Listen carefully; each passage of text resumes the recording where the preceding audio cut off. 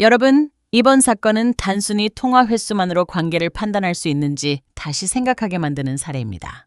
총 77번의 통화가 있었다는 사실만 놓고 보면 두 사람 사이에 특별한 관계가 있었던 것처럼 보일 수도 있습니다. 하지만 새롭게 공개된 내용은 전혀 다른 해석을 내놓고 있습니다.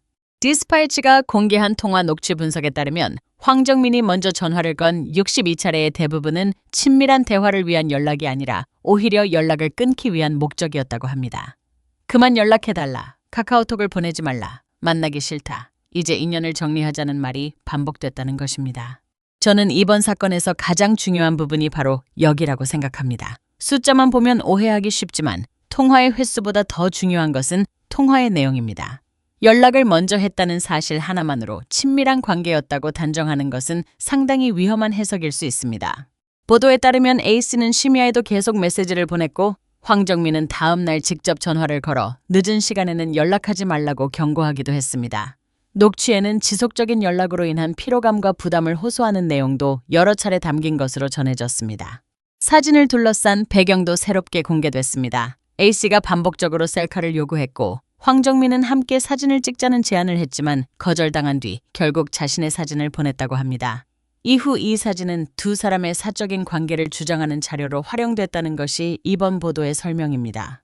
또 하나 주목할 부분은 심리적 압박 의혹입니다. 보도에 따르면 A씨는 과거 극단적인 선택을 시도했다거나 현재도 죽고 싶다는 취지의 발언을 하며 황정민에게 부담을 줬다고 합니다. 저는 이런 상황이라면 상대방이 관계를 단호하게 끊지 못했을 가능성도 충분히 고려해야 한다고 봅니다. 단순히 왜 바로 차단하지 않았느냐는 질문만으로는 설명되지 않는 부분이 있기 때문입니다. A씨는 술자리와 함께 밀폐된 공간에서 오랜 시간을 보내자는 제안도 했지만 황정민은 이를 거절한 것으로 알려졌습니다.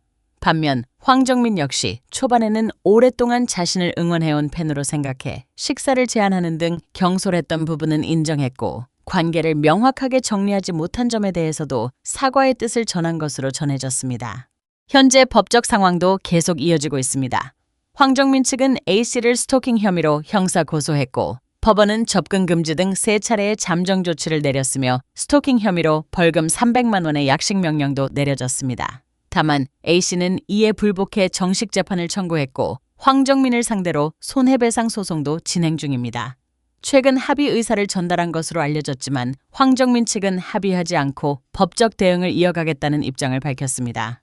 하지만 사건은 여기서 끝나지 않았습니다. 보도가 나온 직후 A씨는 자신의 SNS를 통해 77통의 녹취를 모두 공개하면 된다며 반박했고 합의 역시 황정민 측이 먼저 제안했으며 자신들이 거절했다고 주장했습니다.